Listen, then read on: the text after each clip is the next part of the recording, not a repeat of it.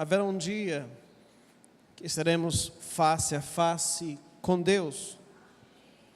Nós estamos diante da presença de Deus, porque nada foge da presença dEle.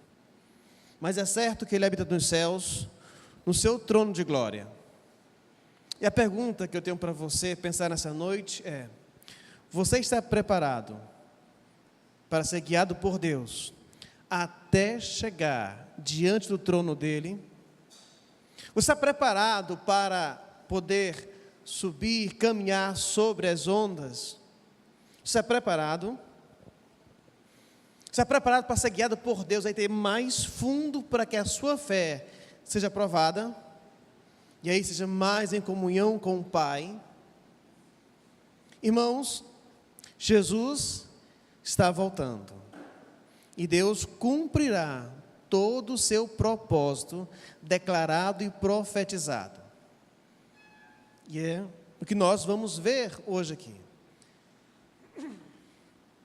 Nós vamos dar uma olhada breve hoje pelo capítulo 11 de Apocalipse, mas antes que você abra este capítulo, deixa eu só relembrar algumas coisinhas bem básicas.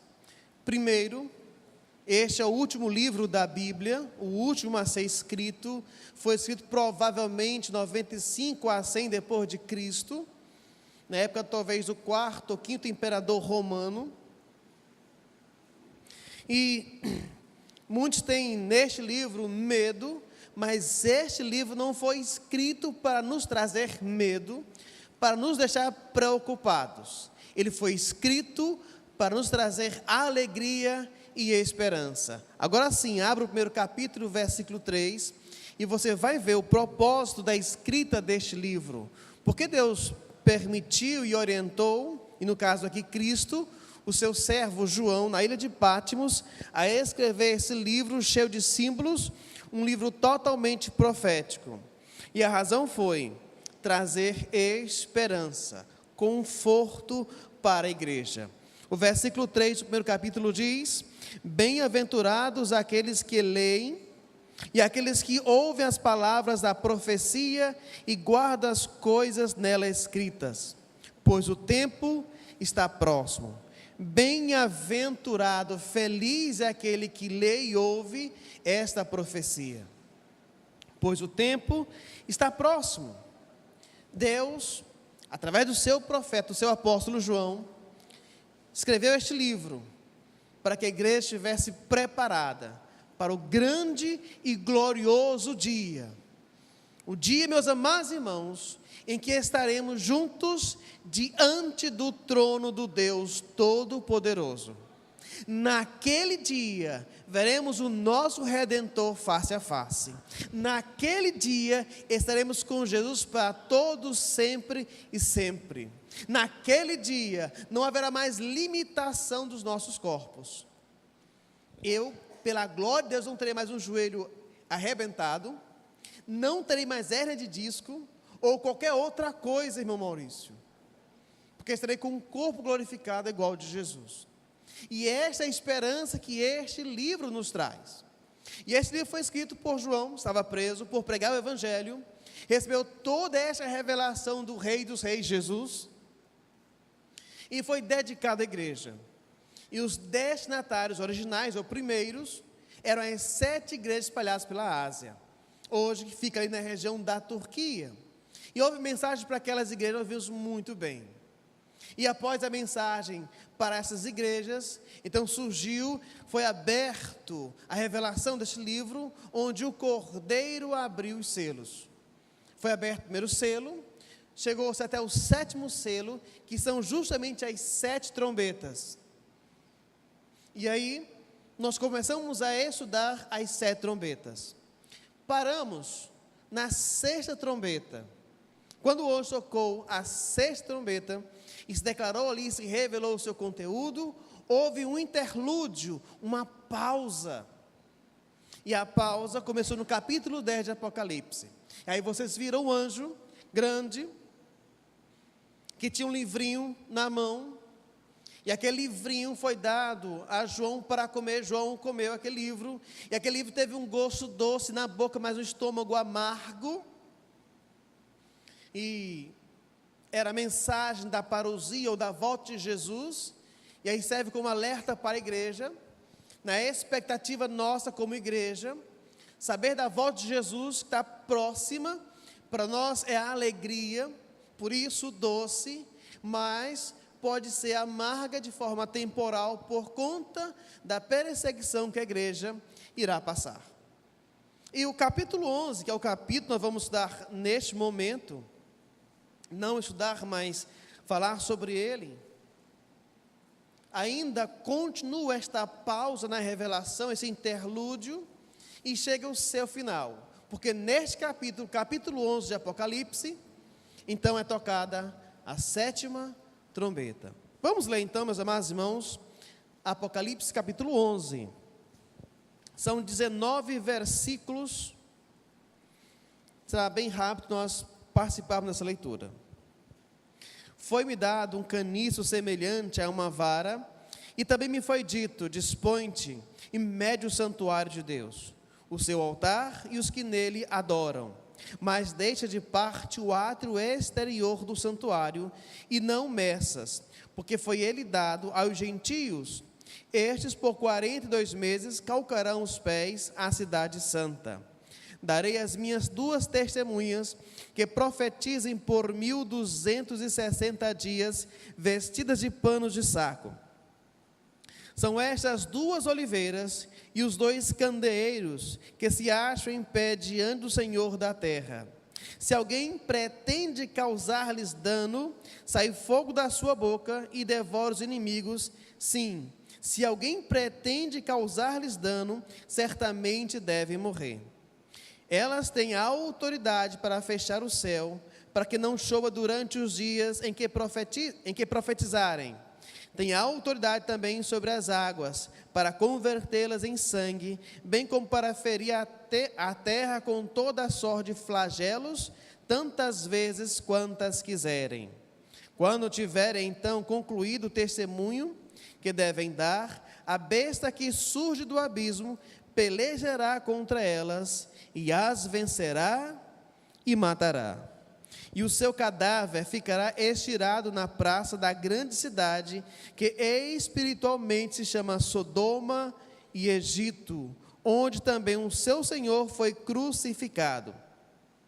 Então, muitos dentre os povos, tribos, línguas e nações contemplam os cadáveres das 2 testemunhas por 3 dias e meio, e não permitem que esses cadáveres sejam sepultados.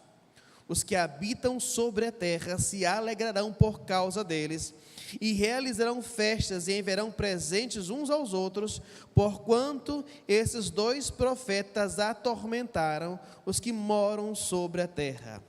Mas, depois dos 3 dias e meio, um espírito de vida, vindo da parte de Deus, neles penetrou, e eles se ergueram sobre os pés, e aqueles que os viram sobreveio grande medo. E as 2 testemunhas ouviram grande voz vinda do céu, dizendo-lhes: subi para quê? E subiram ao céu, numa nuvem, e os seus inimigos as contemplaram. Naquela hora, houve grande terremoto, e ruiu a 10ª parte da cidade, e morreram nesse terremoto 7.000 pessoas, ao passo que as outras ficaram sobremodo aterrorizadas, e deram glória ao Deus do céu. Passou o 2º ai, e eis que sem demora vem o 3º ai. O 7º anjo tocou a trombeta, e houve no céu grandes vozes dizendo: o reino do mundo se tornou de nosso Senhor e do seu Cristo, e ele reinará pelos séculos dos séculos. E os 24 anciãos que se encontram sentados no seu trono, diante de Deus, prostraram sobre o seu rosto e adoraram a Deus, dizendo: graças te damos, Senhor Deus Todo-Poderoso, que és e que eras, porque assumiste o teu grande poder e passaste a reinar. Na verdade, as nações se enfureceram, chegou, porém, a tua ira, e o tempo determinado para serem julgados os mortos, para se dar o galardão aos teus servos, os profetas, aos santos e aos que temem o teu nome, tanto os pequenos como aos grandes, e para destruírem os que destroem a terra. Abriu-se então o santuário de Deus, o santuário de Deus que se acha no céu, e foi vista a arca da aliança no seu santuário, e sobrevieram relâmpagos, vozes, trovões, terremoto e grande saraivada. Deus Todo-Poderoso, graças damos a Ti por Tua palavra, e nosso desejo neste momento, Senhor, é que a Tua palavra fale aos nossos corações. Em nome de Jesus, amém, amém. Chega então, irmãos, o fim do interlúdio, e aqui nós estamos chegando para o clímax final do Apocalipse, a 7ª trombeta. Mesmo neste momento final, ainda algumas coisas vão acontecer, e situações necessárias, urgentes, e a igreja precisa estar antenada sobre este momento. O pastor Gilvan havia pregado até o capítulo 10, falou deste interlúdio. Depois o pastor passou a pregar sobre a igreja e sua missão, e eu entendo que isso é o interlúdio também nesse ministério, para que a igreja entenda qual é a missão dela daqui na terra, que se encaixa perfeitamente com o que diz aqui esse texto. Foi um interlúdio, pastor, um interlúdio, porque se eu não entender o que eu sou como igreja, eu não vou entender o que está aqui. Primeira vez que eu preguei para uma igreja sobre esse texto, quando viu lá, pastor, mataram as 2 testemunhas. Pastor, e agora? O que vai ser nós de crente, Theo? Hein? Se 2 testemunhas que tinham poder dos céus, a besta matou, e eu que não sou assim tão cheio, né, de poder e graça a proclamar as nações. Mas é entendendo a minha missão como membro do corpo de Cristo, como igreja ativa aqui, eu entenderei perfeitamente este capítulo. Mais do que falar da 7ª trombeta, este capítulo fala da fidelidade de Deus. Fidelidade em cuidar do seu povo e fidelidade em cumprir suas promessas. Cristo voltará, é promessa de Deus, é profecia bíblica, e essa profecia será cumprida, e assim acontecerá. E o texto fala, começando então a profecia de João, a revelação, foi dado a ele uma vara de medir, um caniço, e a ordem que ele deveria medir o santuário. E santuário aqui é uma referência ao templo de Salomão, ao templo antigo dos judeus, que hoje não existe mais. Só um lugar vazio que sobrou foi o Muro das Lamentações. Mas a referência de medir esse santuário é dada, e a referência que se aplica ao templo antigo, e medir aqui, delimitar, é dar margem, cercar, uma forma de proteção. E há várias correntes teológicas, a gente não vai dar um estudo teológico porque não caberia, nós temos pouco tempo. E a ordem para medir o santuário, mas não medisse o pátio exterior, o átrio exterior. Na parte entravam os judeus, homens, os sacerdotes. O exterior era para os gentios e para as mulheres. E em referência à palavra de Deus no estudo, baseado em Romanos capítulo 11, os gentios é a igreja. Israel era o povo de Deus eleito, e os gentios a igreja. E mesmo no capítulo 11 de Romanos, fala que Israel será salvo. Há uma promessa de Deus para este povo. O capítulo 7 de Apocalipse também decreta isso. Há a promessa de Deus para cuidar deste povo. E aqui Deus está cuidando de medir, e medir aqui seria talvez uma possível aplicação para os judeus, para Israel. Medir seria uma forma de peneirar também, não apenas dar proteção, e deixar muito bem reservado o átrio, que não fosse dado nenhuma medida, e que eles pisarão, no caso gentios, e pode ser uma referência à igreja, estarão no átrio deste templo, um átrio exterior. Eles estarão lá pisando 42 meses. Para a gente entender bem esse texto, Nós temos que entender que ele é uma relação com a profecia de Daniel capítulo 9, em caso uns pode ler com tranquilidade. Daniel capítulo 9, de 24 a 27, lá fala das 70 semanas, e que parte delas se aplicaram até Cristo, sua morte e ressurreição, e o restante se aplica à igreja hoje. E este número aqui, ele se repete de uma forma muito singular no próprio capítulo 11. No versículo 2, fala que nós, gentios, estarão pisando na cidade santa por 42 meses, que fazendo as contas aí dá 3 anos e meio. Da mesma forma, as duas testemunhas, no versículo 3, elas vão profetizar por 1260 dias, e a mesma medida de tempo, a mesma referência, 3 anos e meio. Sabe isso que está dizendo? Esses 3 anos e meio é a metade da grande tribulação. A grande tribulação terá um período de 7 anos, que pode ser 7 anos literais, ou vai dizer que seja por conta do número 7, que é um número completo, vai dizer que é um número expressivo de tempo, mas não longo. E segundo o que já foi estudado, a grande tribulação será dividida. Na primeira metade de 3 anos e meio, haverá uma paz aparente, não haverá perseguição declarada. Já no início da segunda metade, aí sim, quando a gente fala em bom português da gíria, o bicho vai pegar, porque a besta vai surgir, e a besta perseguirá a igreja.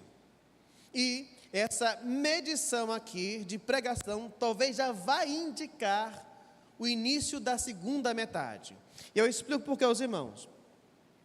As duas testemunhas, e há duas interpretações para essas duas testemunhas.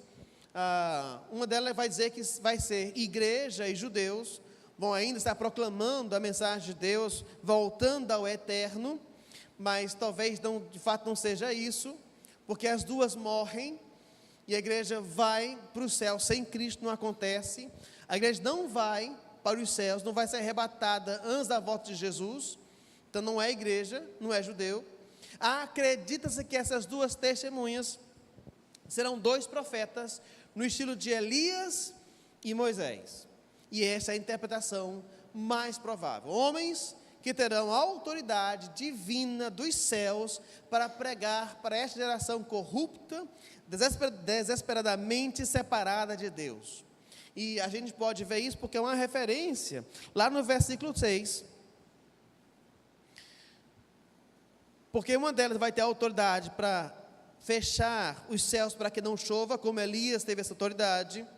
Outra vai ter a autoridade para converter água em sangue, como Moisés fez. Não estou dizendo que Moisés e Elias voltarão a esta terra, serão ressuscitados, mas serão homens com este poder, homem com autoridade divina para pregar. E aí, meus amados irmãos, algo vai acontecer. Eles vão cumprir todo o propósito de Deus. Eles vão pregar, e a pregação do evangelho será um incômodo para toda a população mundial. Pregar o evangelho, irmãos, já se tornou e vai aumentar o incômodo para toda a população mundial. De forma que então no versículo 7 surge a besta que surge do abismo, e essa besta vai pelejar contra as duas testemunhas e matará as duas testemunhas.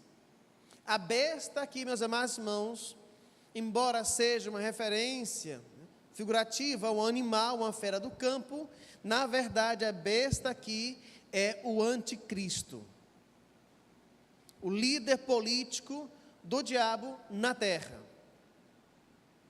Ela vai surgir neste período. Entenda que ela não vai nascer, talvez já esteja até aqui mesmo, neste planeta, mas ela vai com certo poder, vai matar as duas testemunhas, porque ela vai exercer isso. E a gente pode imaginar assim: rapaz, o negócio deu errado, pregar o evangelho vai ser perigoso, mataram homens de Deus que estão fazendo essa parte aqui, o que será de nós agora? mas Deus, Ele mesmo, irá ressuscitar essas duas testemunhas. Dará vida novamente a esses corpos que ficarão expostos, e é a coisa muito fácil de se saber hoje, porque quando isso acontecer, talvez alguém vai estar com o smartphone, né, filmando e passando em segundos por WhatsApp ou qualquer outro aplicativo para que se veja o que aconteceu. A gente viu a tragédia dessa semana passada, que aconteceu em Suzano. Em questão de pouco tempo depois, vídeos que mostravam aquela tragédia estavam passando pelos celulares de todo mundo. Todo mundo tinha visto isso, foi preciso pedir para que não se compartilhasse essa barbárie. Então, quando isso acontecer, será fácil todo mundo perceber o que aconteceu com as duas testemunhas. Mas este mesmo Deus dará, então, vida a essas testemunhas que voltarão para Deus. Isso quer dizer, igreja, que a morte não é empecilho para a igreja. Porque esta vida física não é a nossa vida. Nós não fomos chamados para viver eternamente neste planeta, mas somos chamados a estar em comunhão com Deus, no reino de glória, lá diante do seu trono, no reino dos céus. É para lá que nós somos chamados. E é para lá que nós iremos. E essas duas testemunhas irão cumprir o seu papel, serão mortas, mas voltarão para Deus. E quando elas voltam para Deus, aí então toca-se a sétima trombeta. E algo interessante aqui é que no momento em que a sétima trombeta é tocada, não há medo, pavor, não há tristeza, não há dor, simplesmente há adoração. Há um hino de louvor. É incrível como o livro de Apocalipse é o livro que mais tem cânticos de louvor. Sabia disso, Ayla? Sabia disso? Que o livro de Apocalipse é o livro que mais tem cânticos de louvor, de adoração, Apocalipse. Não tem Mateus Rocha, né? Não tem. No Novo Testamento não tem um outro livro que tenha tantos hinos de louvor como o Apocalipse. Sabe, era para nós ficarmos atemorizados. E caiu a sétima, tocou a sétima trombeta. E agora? Os meus sonhos, a minha faculdade, a universidade, a minha formatura, não vou ter meu carro. Mas o povo se alegra e adora a Deus. Os 24 anciãos se prostram e adoram a Deus. A primeira ordem de medir, mede-se o templo, a parte interna do templo, e aqueles que adoravam no templo também são contados. E aí temos que entender que a adoração bíblica, irmãos, é muito mais do que cantar. A adoração aqui é prostração, é reconhecer a soberania de Deus. E aqueles 24 anciãos se prostram e cantam um hino muito bonito, já cantado no passado. O reino do mundo se tornou de nosso Senhor e do seu Cristo, e Ele reinará pelos séculos dos séculos. E ainda cantam mais: graças damos, Senhor Deus Todo-Poderoso, que és e que eras, porque assumiste o teu grande poder e passastes a reinar. Sabe por que o louvor e a adoração aqui? Porque Deus está cumprindo a sua promessa. Aquilo que foi profetizado, até mesmo em Amós 3:5, está se cumprindo. E aqui não nos dá, irmãos, medo algum, nos traz mais segurança. Porque Deus prometeu a nós a vida eterna e a morada nos céus. Quando Cristo estava com os seus discípulos e apóstolos, Ele disse: olha, vocês não vão me ver mais, mas eu vou para o Pai. Filho disse: Senhor, não sabemos para onde você vai, mostra o caminho. E Ele fala: eu sou o caminho, a verdade e a vida, ninguém vem ao Pai senão por mim. E antes mesmo, no início desse capítulo, Ele fala em João 14, estava indo preparar lugar para nós. Então percebam, Ele prometeu o lugar nos céus, Ele prometeu a vida eterna, Ele prometeu estar com o Pai por toda a eternidade. Ele vai cumprir. Ele vai cumprir. O anticristo, meus amados irmãos, vai surgir. E 2 Tessalonicenses capítulo 2, vai falar que é o homem da perdição. Ele aparecerá quando a iniquidade então estiver numa escala muito grande. E não está longe disso o mundo atual, irmãos. A iniquidade no mundo que vivemos, neste Brasil, não está longe de atingir uma escala para a vinda do anticristo. Ainda em 2 Tessalonicenses capítulo 2, fala que tem algo que detém o anticristo. E aquilo que detém o anticristo é a igreja ainda, firme e firmada na rocha. O grande problema é que a vinda do anticristo vai inaugurar o momento que passamos a ver hoje. A apostasia. Só que usou outro nome, irmão Maurício. Desigrejados. Desigrejados. Eu estive, os irmãos não me viram no Repib, eu só quero falar aclame, né? Não me viram no Repib à noite. Eu estava em outro retiro. Estava pregando para a igreja de um colega pastor. E só o aceitei por conta da realidade que ele estava vivendo. Aquele colega pastor estava precisando de uma palavra para que juntasse a igreja. E o tema do retiro foi amar como Cristo amou, e grande desafio, pastor Gilvan. Mas a questão, meus amados irmãos, é porque aquela igreja que antes era ativa e pastor, nós conversávamos no cafezinho que eu tomava de vez em quando com ele e os filhos, ele dizia que a igreja dele, e ele se orgulhava disso, assim, rapaz, minha igreja, Márcio, minha igreja, 70% dos membros são dizimistas. E ele tinha essa maior alegria. Mas em um momento do ano passado para cá, os membros foram diminuindo, assim da mesma forma os dizimistas.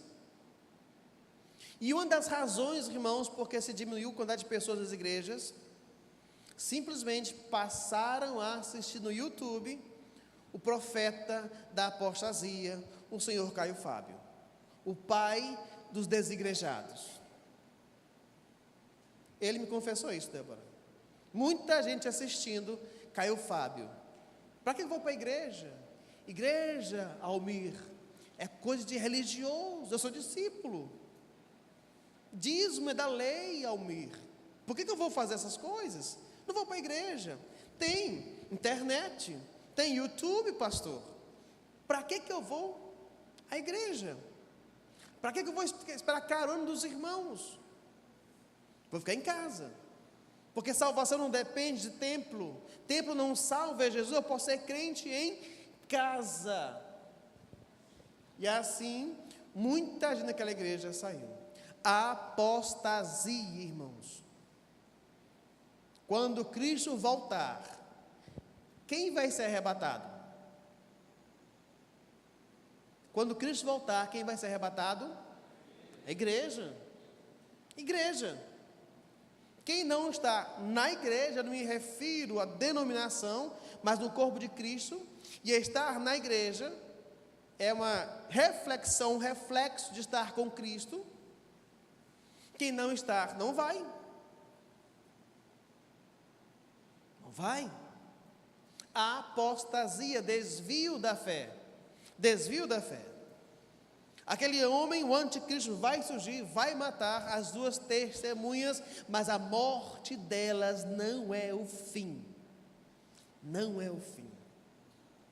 As pessoas vão celebrar, pular, morrer os crentes, que coisa, hein?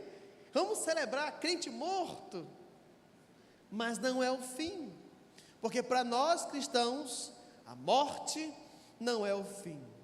Há um texto também de louvor em Coríntios, capítulo 15, primeira carta de Paulo aos Coríntios, onde Paulo diz: onde está a morte? A tua vitória. Onde está a morte? Os teus grilhões. Tragada foi. E o mesmo capítulo diz que o último inimigo a ser vencido é a morte. A morte não é o fim, irmãos. A morte é simplesmente a passagem para o encontro com Deus nos céus. Encontro com Deus nos céus. Amados irmãos, a trombeta é tocada.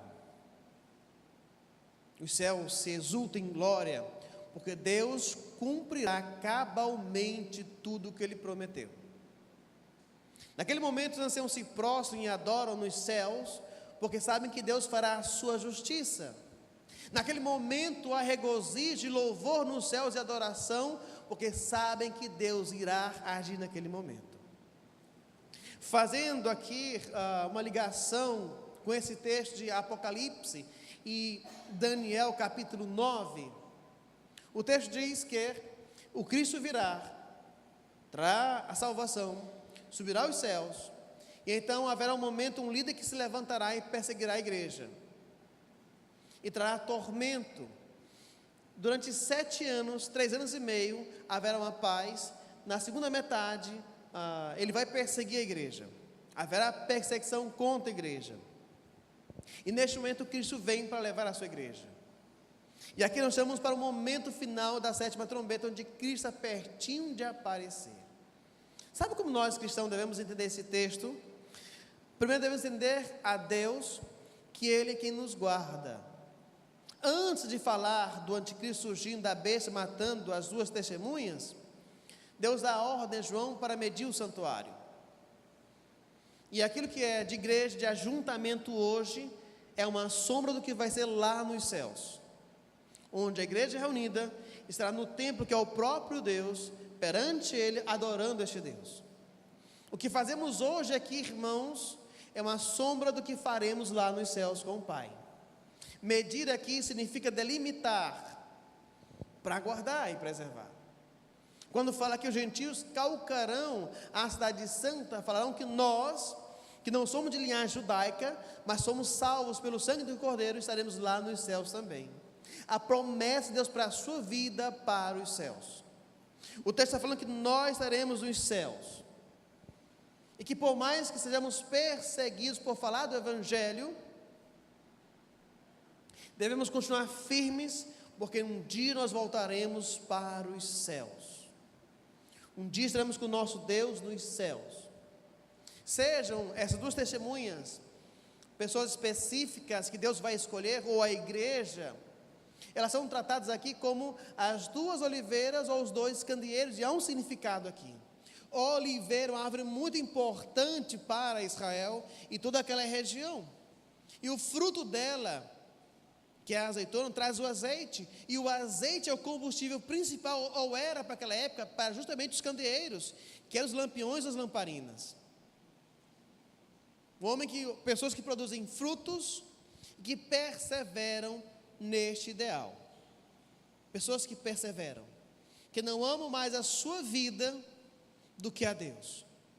Como igreja, entendendo a nossa missão, nós temos que entender que devemos amar mais a Deus do que a nossa própria vida. E finalmente, irmãos, o que Deus prometeu, Ele vai cumprir. Saiba que a 7ª trombeta tocará. E a pergunta que eu faço para você nessa noite, agora neste momento, e não é a primeira pergunta que eu faço para você: como está o seu candeeiro e a reserva de azeite para este momento? Eu não estou falando que você será uma das 2 testemunhas. Já pensou, irmã Carla, irmão Cleiton, sendo uma testemunha, né, pregando com autoridade a palavra do reino, né, e aí sendo morto, só meu pai, meu esposo, tão lindo, tão jovem, né? Não estou falando que você vai ser uma das testemunhas, estou falando da sua fidelidade com Deus, estou falando do seu compromisso com o Pai, de manter a chama acesa sempre, como está a sua vida. Saiba que aquilo que Deus prometeu, Ele vai cumprir. A trombeta tocará. Você está preparado para o encontro com o seu Senhor? Ou você está ocupado com os afazeres desta vida? Você está se preocupado mais consigo mesmo, com a sua vida, com o seu corpo, mais do que o amor a Deus? Porque isso vai acontecer. A iniquidade, igreja, está aumentando, está pertinho de chegar o homem da iniquidade, a besta que emerge, que surge do abismo. Nós não podemos voltar atrás, devemos continuar firmes no Senhor. Por mais que isso venha nos doer e nos preocupar, meus amados irmãos, saiba que aquele que é fiel a Deus estará nos céus cantando o hino da vitória, cantando louvores a Deus, livre de toda a dor. Apocalipse capítulo 7, depois que se conta lá os 144 mil, que no meu entendimento é uma referência a Israel. Após isso, há uma grande multidão, gente de toda língua, nação, de toda cor, que tiveram suas vestes lavadas pelo sangue do Cordeiro, serão diante do Pai do seu trono, estarão com Ele por toda a eternidade. É essa a promessa divina. Nós devemos continuar firmes, seguindo a nossa missão de ser igreja. O que você tem feito como igreja neste mundo? Você acha que não vai acontecer a volta de Jesus? Ou que vai demorar muito para que isso aconteça? É hora de nós confiarmos em Deus, igreja, porque Ele exercerá o seu poder. Ele vai mandar medir o templo, para que haja uma guarnição daqueles que estão lá. A promessa de pisar a cidade santa, a promessa de ressurreição mesmo para aqueles que morrem em Cristo, e a promessa do mal ser aniquilado. No versículo 19 diz: abriu-se então o santuário de Deus, que se acha no céu, e foi vista a arca da aliança no seu santuário, e sobrevieram relâmpagos, vozes, trovões, terremoto e grande saraivada. O texto não fala do que são os eventos da sétima trombeta. A gente sabe que a sétima trombeta são as 7 taças. Taça aqui com vinho significa ira, não é festa, é ira. Chega a ser o momento final da história da humanidade, onde Deus cumprirá o seu propósito. 2 Pedro capítulo 3 vai falar que o que nós vemos hoje de mundo, de sistema, será desfeito pelo fogo. Você já tem pensado em sua partida para os céus? Você tem pensado em se desfazer de tudo que você acha de matéria aqui neste mundo, estar com Deus? Já passou na sua mente estar nos céus? Às vezes nos ocupamos em acumular tesouro para nós aqui nessa terra e esquecemos de acumular tesouros nos céus. Parafraseando o pastor Gilvan, igreja é gente. A missão, irmãos, de acumular tesouro nos céus é cuidar de gente, é de ser canal de salvação para a gente. Não é construir templo. Eu conheci uma igreja em que ela cria, os membros daquela igreja criam que a igreja iria aumentar apenas com uma reforma no templo, uma mudança muito bacana no templo, uma climatização no templo, onde todo mundo será muito bem servido. Eles acreditavam que a igreja ia aumentar. Fizeram essa reforma, gastaram todo o recurso que tinha no banco, e a igreja não aumentou. Porque a igreja, irmãos, não são tijolos, alvenaria. A igreja é gente, e a missão da igreja não é aumentar o seu patrimônio. A missão da igreja é alcançar gente. Essa é a nossa missão, é essa a nossa missão. E nós estamos lutando, irmãos, contra essas ondas terríveis, porque a apostasia está vindo. Muita gente tem a fé esfriada nas igrejas, gente que está na igreja, mas tem a fé esfriada. Gente está abandonando as igrejas, abandonando a leitura, apostasia.